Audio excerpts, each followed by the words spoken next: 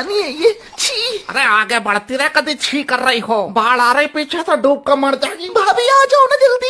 आ तो रही हूँ। एक तो औलाद का वजन और ढोना पड़ रहा, इसका बाप जाना कहाँ मर गया। अरे आगे बढ़ते रहो जल्दी। अरे चल तो रहे हैं, कौन है ये स्टूपिड सा। एक तो भूख और लग रही, इसको खाऊं क्या? हाइजीनिक तो बिल्कुल नहीं है ये, पर टेस्टी तो है। मैं अपने बॉयफ्रेंड को बताऊंगी कि मैं अपने गांव गई थी और ऐसे गंदे पानी में।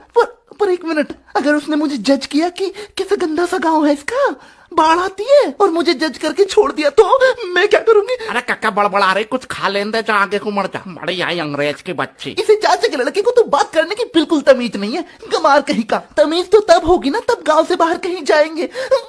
मैं कहाँ फंस गई? मैं नहीं आऊंगी आज के बाद गांव में, स्टूपिड सा गांव। देख रही राकेश की लौंडिया को, 2 महीने से शहर में क्या चली गई, अपने गांव को स्टूपिड बता रही। बीटेक कर रही दिल्ली, यहाँ 12 में 2 बार फेल हुई, बनेगी इंजीनियर। यो